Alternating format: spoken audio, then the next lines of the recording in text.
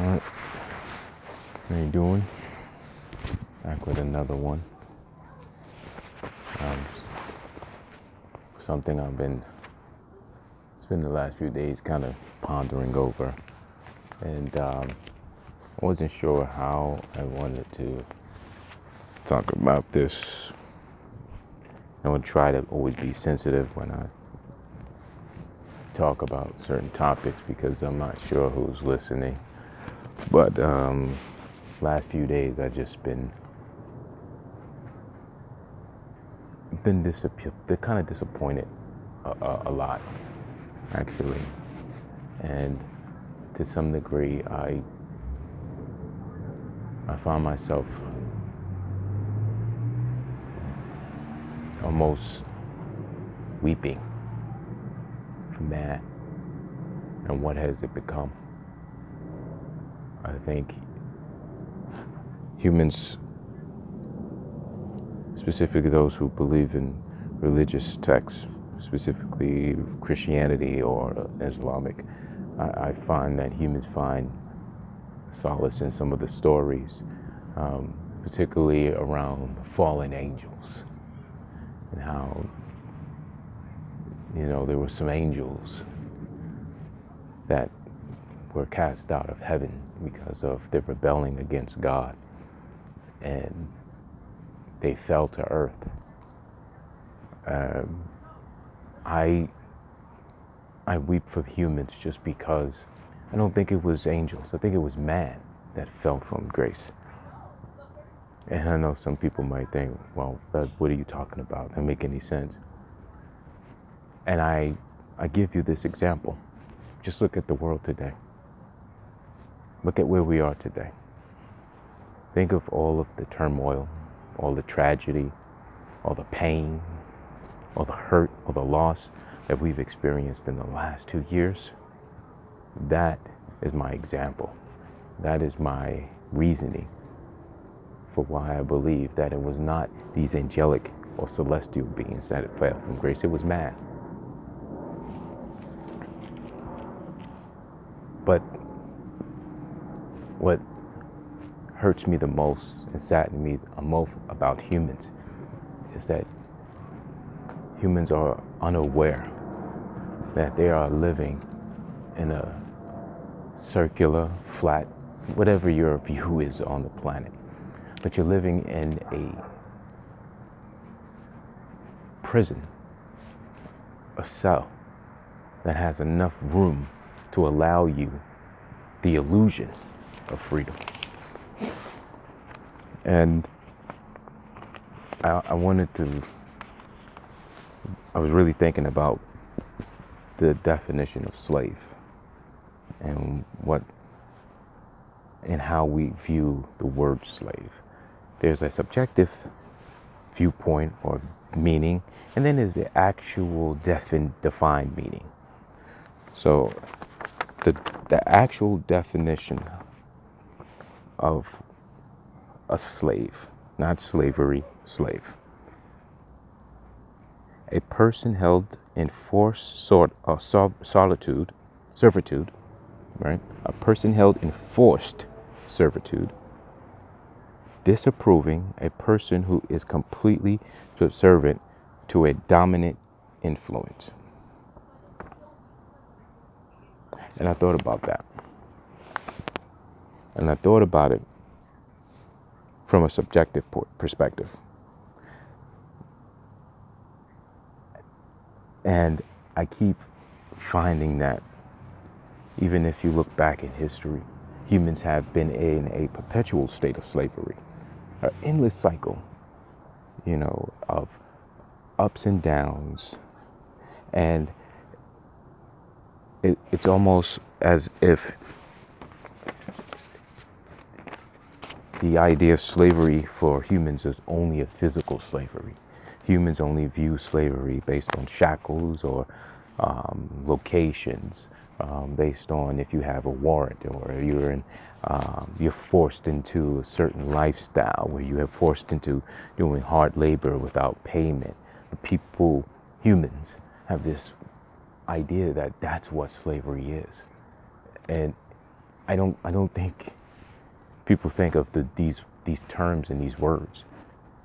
They don't consider what the actual meaning of slavery, and even the subjective, right, of the symbolic reason of what slavery actually represents. And I know that I did a search on the internet, and while I was doing the search, I noticed that when you look up the word slave, immediately, and I don't know if this is true for other parts of the world, but I know in America alone, when you look up the word slavery in a search engine, the first images you see are of African descent that were brought over to this country, whether you believe that or not, were brought to this country as slaves.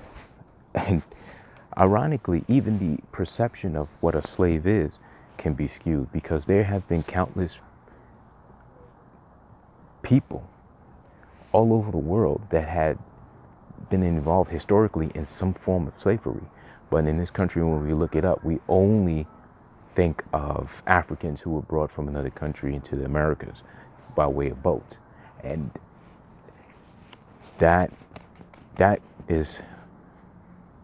that's even saddening, because first of all, there weren't just one group of people that were slaves. There were many.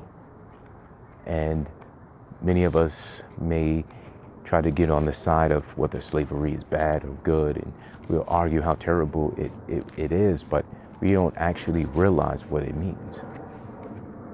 When you are influenced by another power, or influenced by a particular body or a particular system, you are in slavery. If you are told how to eat, when to eat, how often you should eat, when you wake up, when you go to bed, when you are put into a situation, whether it's a choice or not, if you're put in a situation where your options is death or life, most people would argue that that's not a choice, and it's you're forcing me. Well, anything influenced or forced upon you would be some form of slavery. So the idea that someone can create conditions in situations that would force you into a lifestyle or a particular life that you may not want, that's a form of slavery. Because the moment your choices are limited, the moment that you are left with only one option or another, right there's an influence, and it's taking away the choice that you're supposed to have as a human being. And that concept to me is so saddening, because if people realize that slavery does not have to be physical, slavery does not have to contain shackles, slavery does not have to force you into one confined area. That's not what slavery is.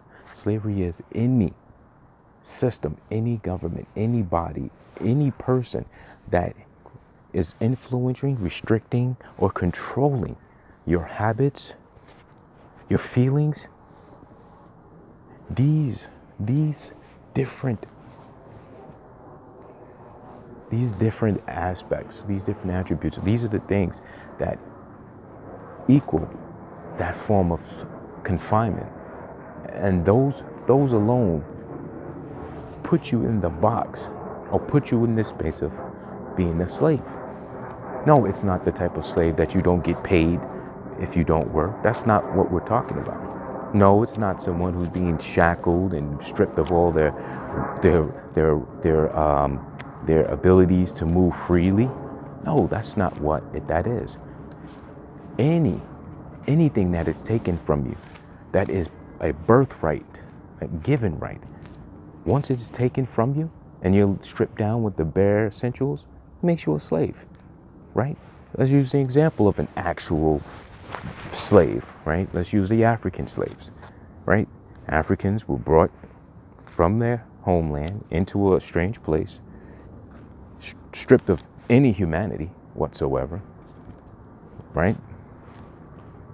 But they were clothed, they were fed,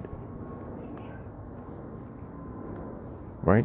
One may argue, well, that was their payment. They got clothes, they got to eat. And that's fair. Fair enough. Fair enough. But what if slowly, over time, someone, that same person who says that, well, at least they ate, what if I slowly take things from you? What if I slowly control the things that you could do?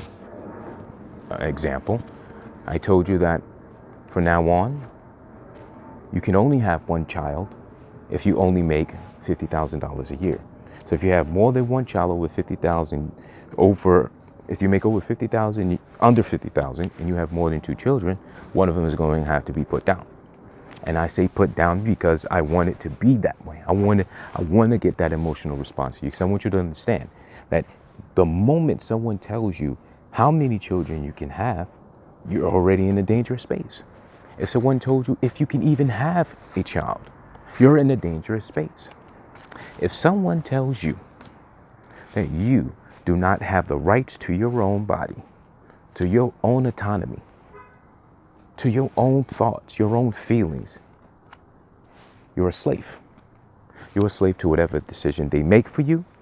You're a slave to whatever choice they make in your behalf, whether you are aware of it or not, and whether you consent to it or not, because it doesn't matter, because at the end of the day, you are a slave. Humans have such a ridiculous belief that the people that they have put in place to serve them would never deceive them.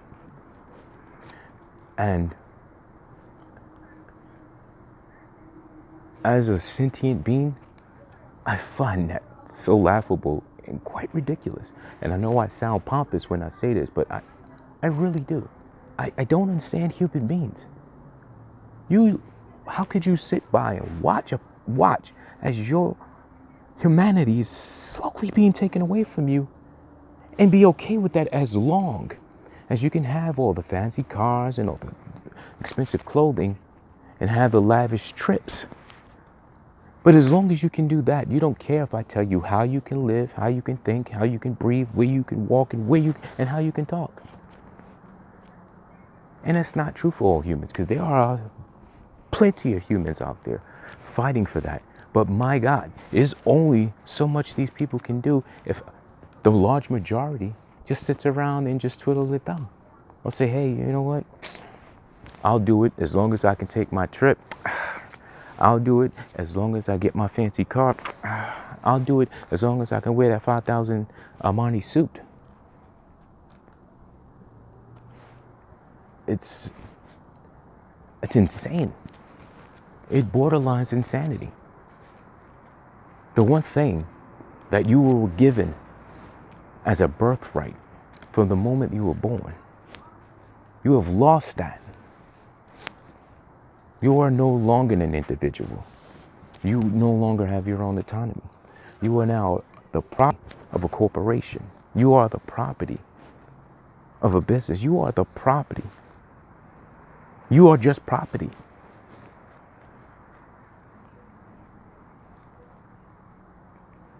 And some people, someone may listen to this and say, wow. And some people may say, this is the ranting of a madman. But it's not. I promise you, I'm of sound mind and body. The difference between me and someone else who doesn't see this is that I'm looking and I'm paying attention and I'm observing. How many people have actually spent time, just a minute, and just stared up into the sky? How many people have took time just to admire the things the beauty around them? None. Not many. There are many. There are people there that do, but not as much as you think.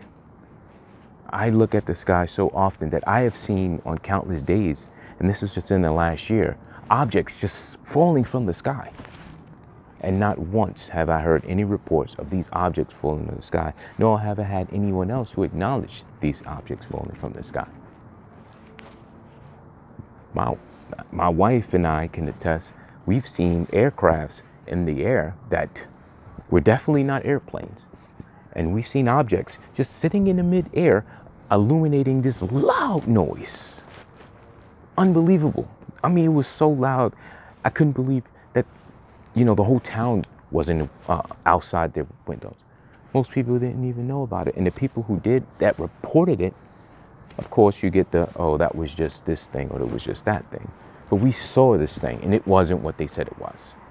Right? And I don't want to go off on that, but my point is there are some things in this world that humans aren't aware of.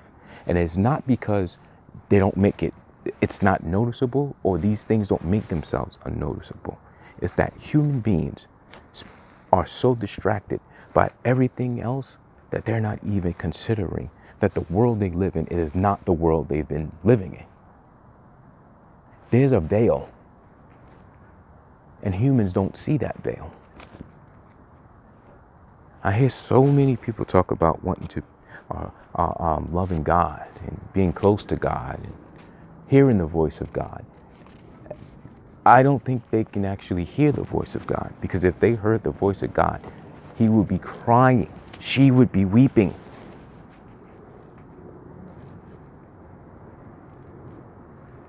They would be hearing cries, because humans give so much up for so very little. Give up so much for so very little. And I don't understand why.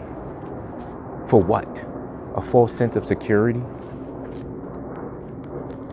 For material things? For monetary things? What? Why would you give up everything that makes you you for things that don't mean anything or have any real value? Human beings put so much value into money. They put so much value into materialistic ideas and concepts. I have never, in my decades on this planet, seen such a desire to want things that don't mean anything and have no value whatsoever. And oddly enough, this is the exact reason why I'm having this conversation about a slave. Because as slaves, the master has told you what is valued and what that value is. And you have accepted that value. And for you out there who consider yourself a celestial being, as I do myself, you understand that there is something way more than what we see on this planet. There is so much more outside the atmosphere of the earth.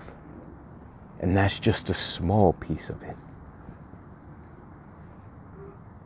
What we have here is a place of distraction. What we have here is a place that is a growing, it's a stop.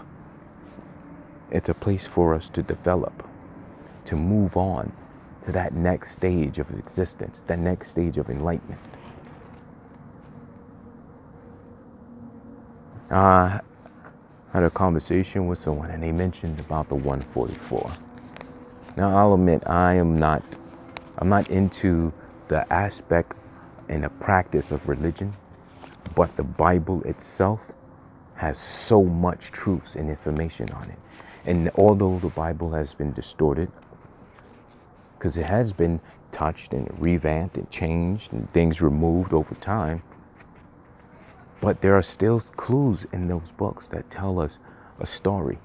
But in order for you to find that story, you have to do some of your own research. Allowing your warden or your gatekeeper to tell you what to narrate, how to narrate, and what the narration should be, that is what makes you a slave. But if you open the book and you read the book and you correlate this book based on time, linguistics, geographical locations, you will begin to compile a different narrative, a narrative that you yourself can confirm, a narrative that you yourself trust, and not a narrative someone told you was true. Because just like any other narrator, you're just telling a story. Doesn't mean that it is the story, just means it's a story. And the moment you allow someone to tell you how you live, how you eat, how you breathe, and how you should supposed to view the world, it's the moment you are a slave. And if you think you're not a slave just because you're not in shackles, you are. The fact that you don't realize you are a slave means you're a slave. Because someone who isn't aware that they're a slave would say, I'm not a slave. But if you realize that you are, then you begin to try to find ways to get out of that. You try to free yourself. Free yourself from this quote unquote matrix. And it's the matrix because what you're seeing isn't real. It doesn't exist. It's an illusion. Because in order for you to see the truth, you have to observe that truth with your eyes. And if you can't explain or hold true to the fact that you have observed this thing with your own eyes, it's not your truth. It's someone else's truth that you have accepted. And it's one thing to accept another's truth because you have confirmed that and observed that yourself. It's another when you just observe and you just assume that that's the truth because a person has eloquently articulated such. It doesn't mean anything. It just means they are a very well-spoken person and they can articulate and express their opinion verbally. But it does not mean that that is the truth. Even what I'm saying, this is not your truth, it's mine. And it's up to you to define and find out what that truth is and what it really means to be free. Because as of now, you are a slave. And you have been a slave from the time you were born. You have never been free. Free and freedom, it doesn't exist. Not in this world. It is an illusion. It is a concocted story meant to keep you suppressed and in control. Right? Because the moment the slaves know that they're slaves, well, we all know some of those stories. What happened to the slave master with the slaves, right? And that is a problem. No system, no form of government or general body is ever going to want to deal with. So as long as you don't believe you're a slave, then they know that you have nothing to deal with, to lose. Everything is going to be running smooth. We're going to run a tight ship. But the moment the slave realized that I am a slave, well, then you got a problem. Because the moment they know that they're slaves, that is the moment they will uprise. That is the moment that they will fight for change. That is the moment they will not only fight for change, but they will die for change. And they will die for freedom, more importantly. Because every single thing, every being on this planet, everything, every fowl in the sky, every creepy crawler on the earth, and every fowl in the sea, and every human being will fight. I threw that fowl and the other creepy crawlers in there because I'm catching up on some religious texts. But the idea that you are no longer want to be bound and held by standards or what society says, what a system says you should be. Before the construct of a government or a governing body, there used to be things called tribes. And each tribe had their own set of laws and rules that they're governed by. And they followed those rules because the collective tribe said these are the rules for our tribe. But those rules that govern these tribes vary between tribe to tribe. Not every tribe shared the same beliefs, but that's okay. Because that's what made us beautiful. That's what made us special, and that's what made us so unique. It's because we had so many historical beliefs and traditions and ideas and cultures. And little by little, those things are starting to fade away. And that is because they are being stripped away, because it needs to conform to a one system rule. And that it governs everyone, no matter where you are in the world, the exact same way. So again, someone is influencing how you talk, how you walk, how you breathe, how you look, how you act. And in reality, it's all a facade. It's all a facade. Because the same people that are telling you that this is an appropriate way to act, an appropriate way to talk, an appropriate way to treat someone are the same people, the same entities that are doing the complete opposite. So they want you to be just, but they're not just. They want you to be honest, but they're not honest. They want you to love one another, but they don't love you. Because if they did, they would not mistreat you. Then that would put you in a situation where you're feeling like you're backed up against the wall. True freedom is the ability to decide what is best for you, what is best for the ones you love, what is best for your community. That's freedom. When someone tells you that you can't decide that you don't understand that you're illiterate, you're not competent enough to decide that on your own, that you should let me decide that, that's when we have problems. And that is clear in everything we're seeing today. And I'm not really sure on whether people will actually understand that. I don't know if humans on this planet will ever come out of this.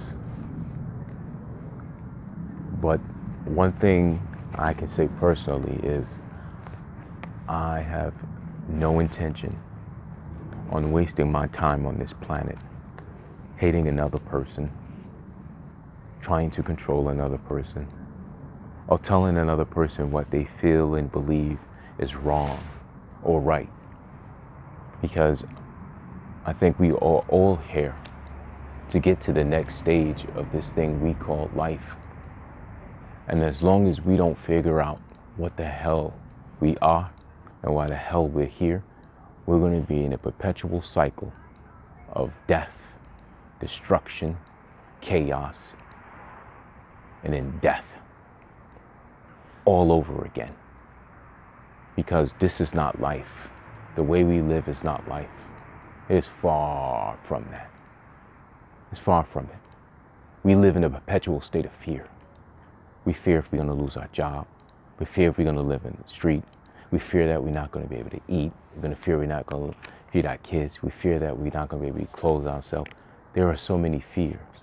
And why should we have that if we have governments that's supposed to keep us happy, making sure that we don't have to worry about those things? So clearly, that doesn't work for us.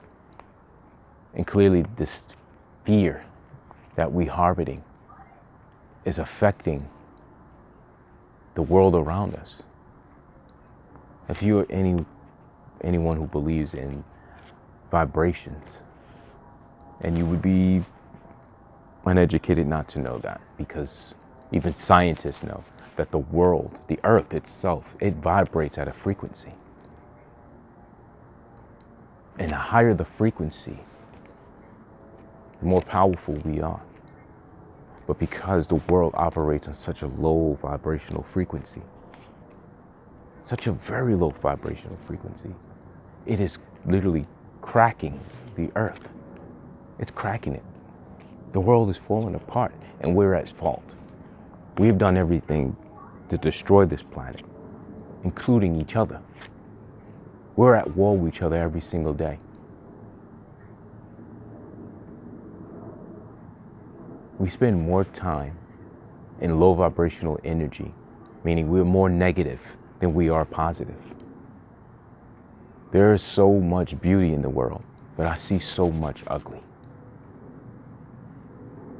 And if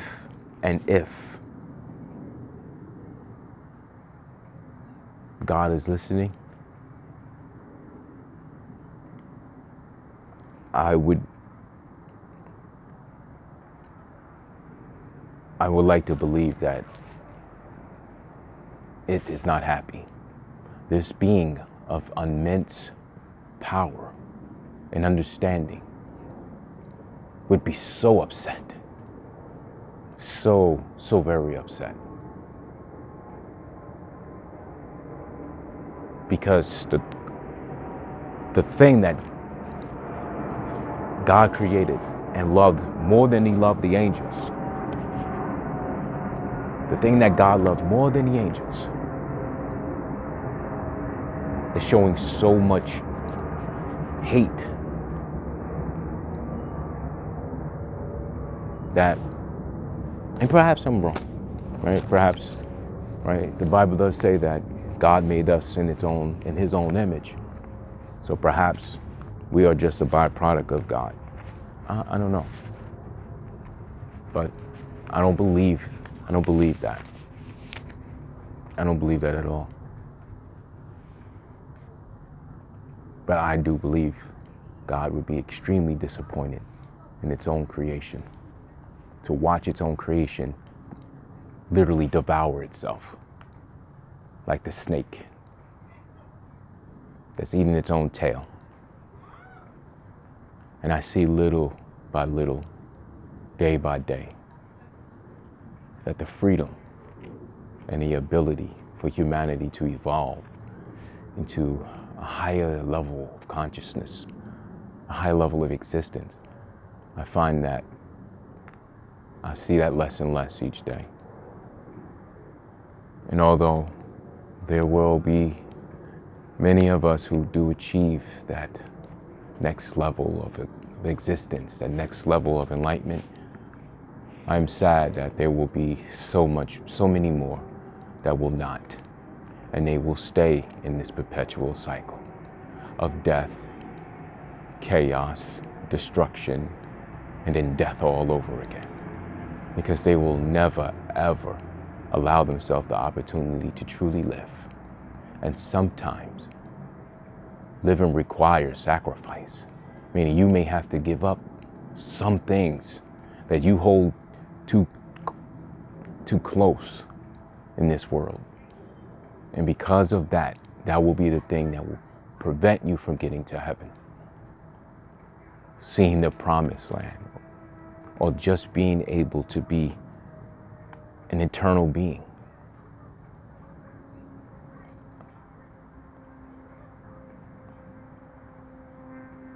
If I can leave you with anything, let me leave you with this. Wake the hell up. Open your eyes. They have been shut for far too long. Just open your eyes and you will see that you've been in darkness for a very long time. And just a simple change in mindset, a different change in thought and consciousness will start to illuminate a light deep down in you, that you will realize that in order for you to truly be free and not to be a slave of anybody, any system, or any government, that you have to first acknowledge that you have the right, a birthright to this planet, and you have a right to your own autonomy. Stay safe.